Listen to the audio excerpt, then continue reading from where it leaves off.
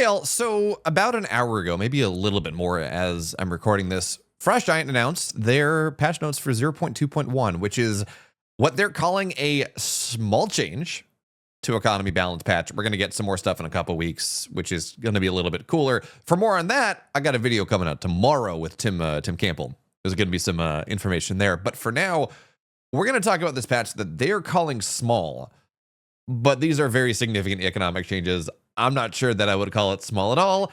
Let's get into it.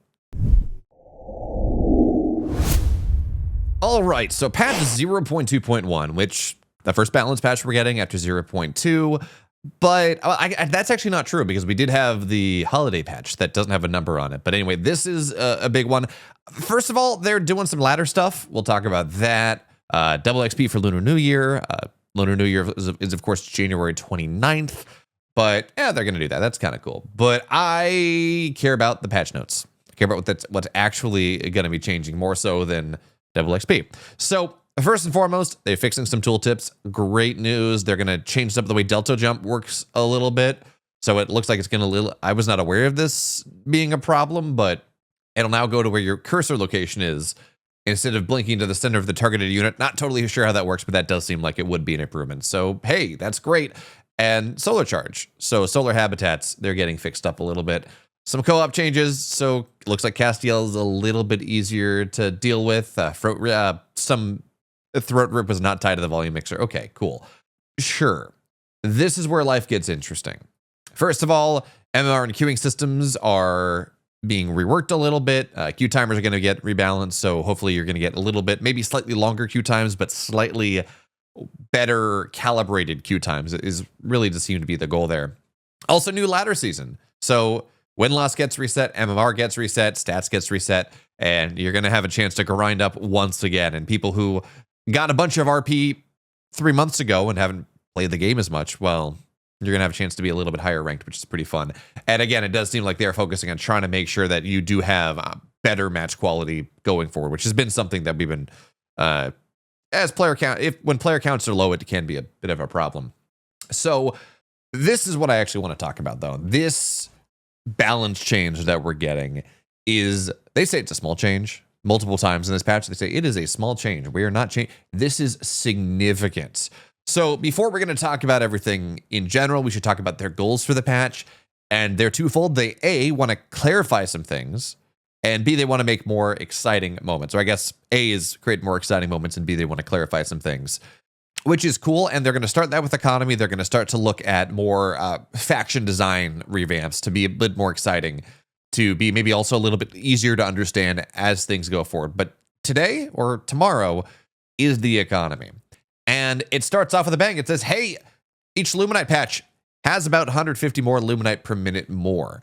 So you're going to be able to mine more, which means you're going to be able to build more things. Your economy ramps earlier. On top of that, and we'll talk about what's happening to Celestials in a second because their economy works very differently from Infernal and Vanguard.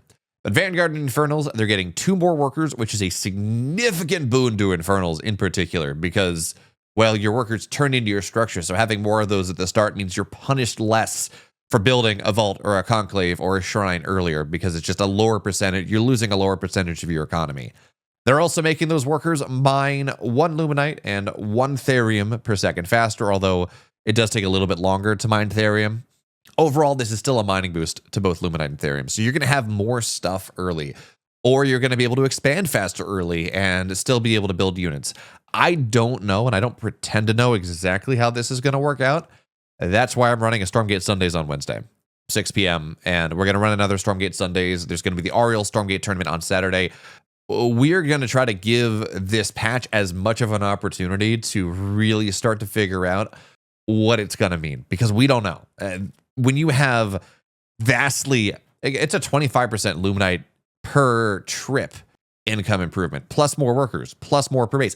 It is a significant change. And how exactly this is going to shake out in the next week and the next month, I don't know.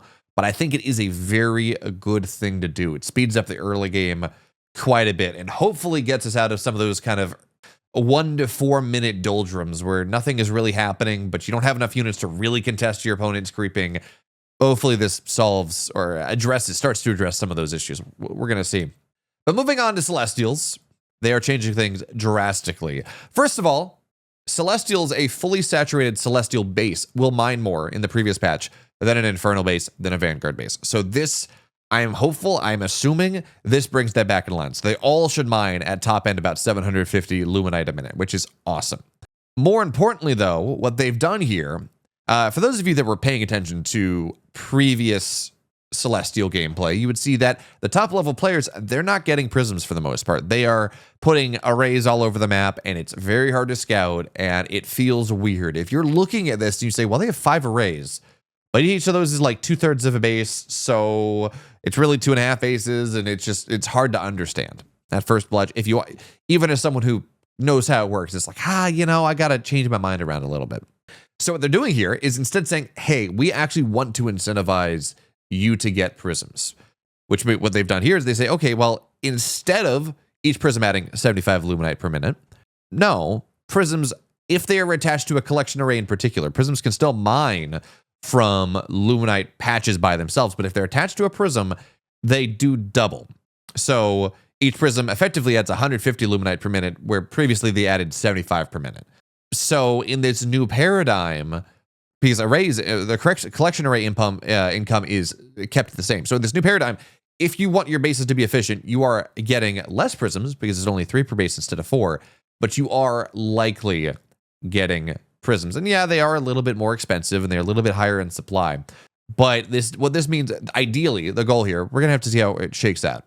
But the goal for how this works, and also prisms can mine Therium directly to an array now. But they cannot mine to an arc ship anymore. So the array is truly about half your town hall at this point. But importantly, what this means is theoretically, instead of like building 5 or 6 arrays across the map that are hard to scout, this especially matters in Celestial versus Celestial, where figuring out if your opponent is on 3 or 4 array, 4 or 5 array is a big deal, but very hard to do. This means that your opponent, that Celestial players are more likely going to be incentivized to be playing on, say, 3 base and build all the prisms out of that base, which is a scouting thing.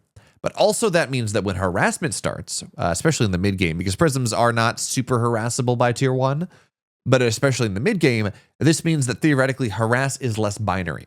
Instead of, well, you got the collection array, and that is a half a base worth of income, dead or not dead, right? It is either dead or not dead. Doing 50% damage does not diminish its efficiency.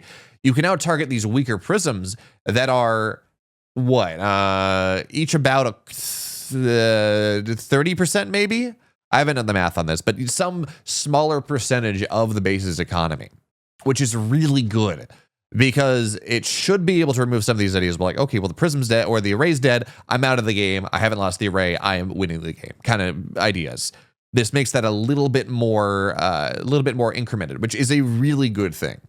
And of course, it also makes it a little bit easier to scout as well and kind of streamlines the economic process quite a bit. Or as Frost Giant says, these changes are meant to increase the pace of the game, accelerate the overall pace of the early game, accelerate the overall pace of the game, and make more units in battles, which is, we've had some really cool spread out battles with the time to kill as it is, but it's not always there.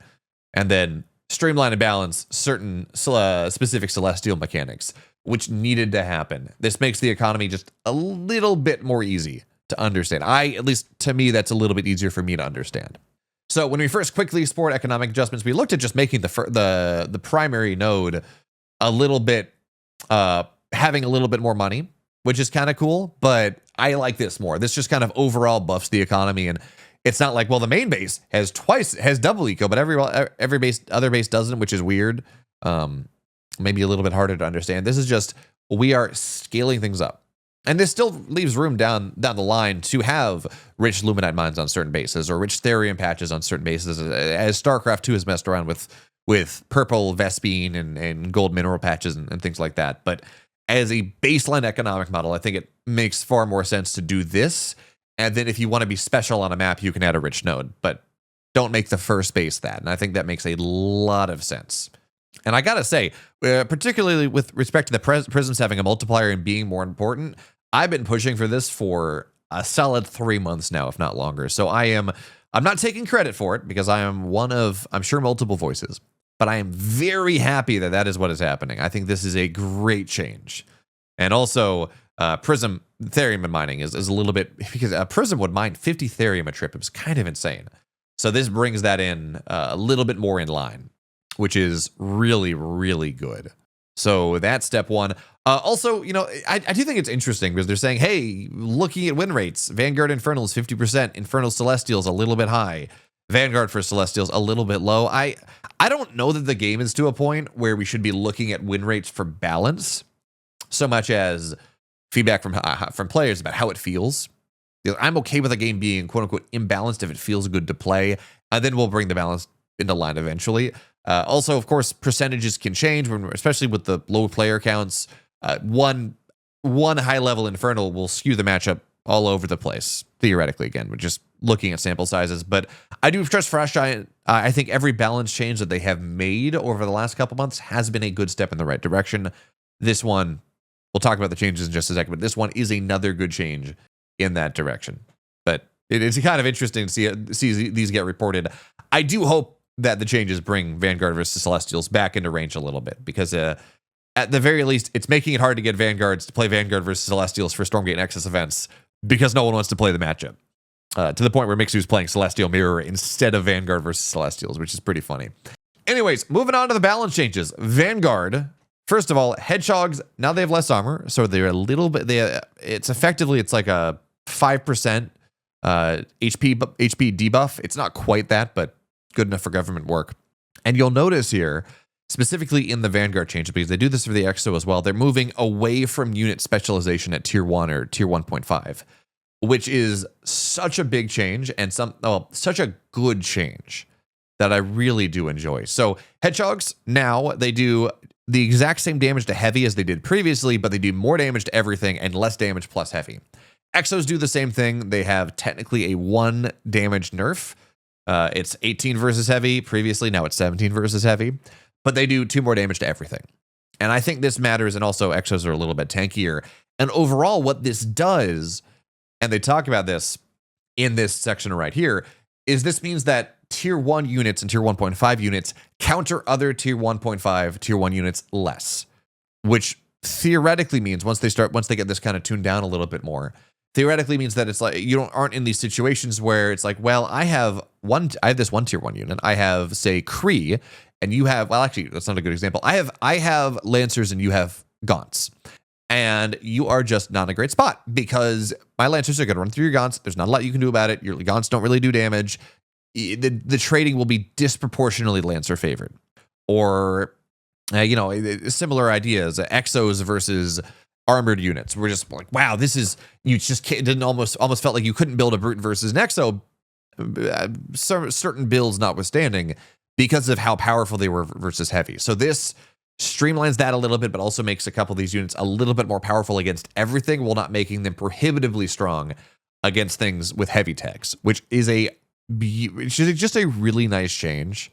It means that, and they talk about here, they say, we want to look at making tier 2, tier 3, we don't have tier 4 units. They talked about it one time in the deep past. I have no idea if they're going to do that. But we're going to make the higher tier units, those are going to be the more counter units, the things that are more expensive, but have a very distinct role. And I think that's absolutely the way you want to do it. The goal eventually should be, I have an army of primarily Exo Lancer or something like that, and then support specialized units, which is kind of how Vanguard works right now, but kind of lean into that a little bit more. It's okay to have a bunch of tier 1 units. That is how those should be probably your money sinks. And then again, Vulcans, Atlases, Medtechs, Weavers, Gaunts, or Weavers, Magmadons, things like that should be again, a little bit more focused, which is how it kind of was, but this brings us a little bit further into that direction.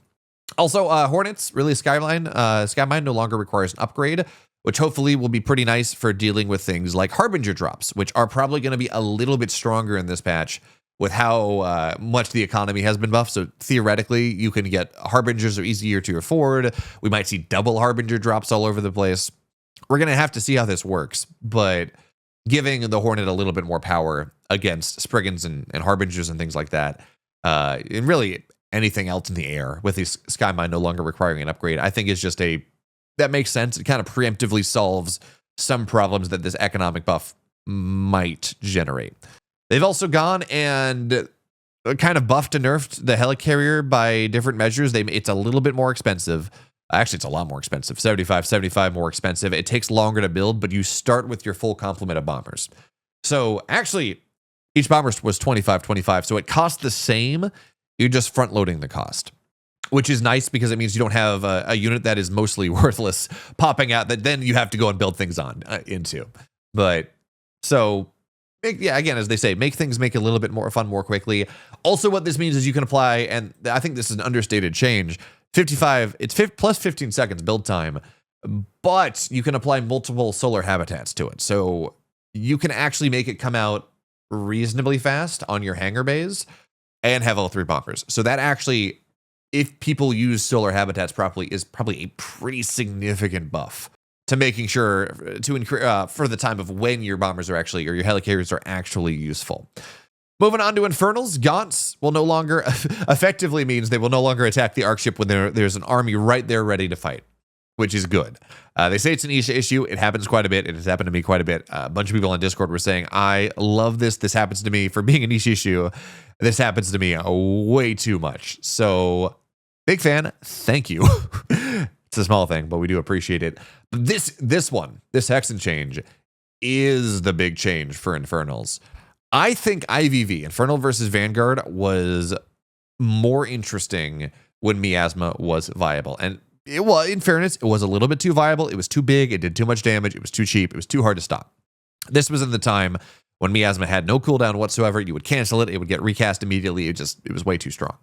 So what they've done here, and then it got nerfed out. The energy cost was way too strong. The cooldown was insane. It just was not good. So what they've done here is they said, okay, Miasma is no longer going to be a channeled ability. It's going to cost a little bit less energy. It's only going to cost energy off the top. It's not going to drain energy to channel. Its cooldown is going to go down drastically, but you can't cancel on a command. It's going to have a fixed duration cooldown. It's going to be there for 5 seconds. And this may be a little bit too strong because this does give a lot of power to Miasma back. I mean, I'm not going to lie here. This might be too strong as I look at this more. But it does make the Infernal Vanguard matchup a little bit more positional based. It gives another option to deal with kind of some massed high HP units like heavily upgraded Lancers running in and causing problems. It makes the matchup a little bit more dynamic. And if you saw the Atano Circus video a couple days ago that came out about a week ago at this point, he makes the point that having stronger AoE theoretically spreads the game out a little bit more. I'm not convinced because, well, I would say stronger AoE does actually spread the map out a little bit more. He also said we should have stronger static defense to spread the game out more, but that leads to death balling. But stronger AoE does in fact spread the game out a little bit more, and I'm excited to see how it works. It may be too strong. They may have to roll some of the damage numbers back, but I think this is a very nice change in the right direction. Moving on to Celestials, Jesus Beam, the Jesus House Rush is dead. Ding dong, the Wicked Witch. It's gone. We are very excited about this. Damage now, it's going to be useful to kill structures, say static defense, production structures, upgrade structures. It's still going to have its use, but it's not just going to be sniping a shrine every 20 or every 10 seconds. It's not going to be that painful, which is good. It should have a role. It should have an ability, but it shouldn't be just the whole, oh, you don't have Spriggans, or you don't have your answer to it. You're just losing all your bases, and there's nothing you can do. Because there was a build that had this coming out right around 7 minutes, and it was just a little bit too strong for what it did. So it's going to be just as good against a lot of other stuff, but it's not going to be one-tapping shrines all over the place, which is very much a good change. More of core, a little bit less tanky, which is nice. This may make defense against early game Infernal aggression a little bit weaker. A little bit harder to accomplish, but also I don't know what early game's going to look like. The economic changes make that very hard to predict, but it does also mean that some of the rush tactics, like the mass morph core builds, are going away, or at least not going to be as strong, which I very much appreciate. And then also, we talked about this whole idea of making tier 1 units less pointed. Hey, thank you, Frost Giant. You're saying the same thing. Argents now do more damage to everything. And actually, they just do more damage overall. It's a +1 damage bonus. It's 13 versus heavy versus 12 versus heavy, but 10 to everything.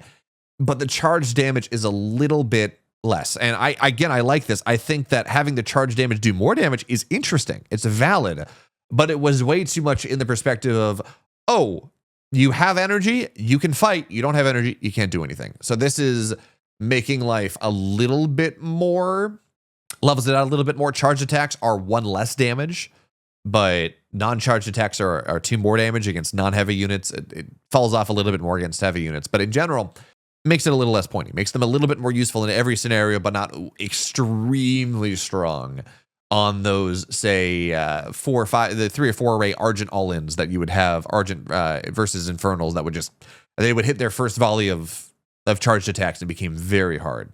And then you get a lot of that power back in tier 3 with long shot. In fact, it actually, it doesn't get buffed versus heavy, but it does get buffed versus everything else. You get a little bit more power back with long shot. Also, I like this a lot. Certainly, I don't think we're going to see the Hexen mine builds anymore. I think the eco changes might change that around a little bit.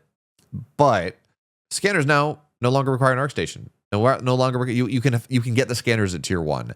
And that was certainly something that Celestials were struggling with a little bit. Not really. Technically, you have a scan, which is a detector, but really no ability to kind of consistently have detection at tier 1, which meant that MSRM stasis trap, or not stasis trap, Venom trap build was very strong for reasons other than just getting about 15 fiends very quickly. But it was also good to just hem the Celestial into their base and not really give them solutions. So not only is it easy scouting, it also gives you options against some of these Venom trap builds. They've nerfed the gravity flux on the Cabal a little bit, which is good. Just lasted a little bit too long, which I think is totally fair.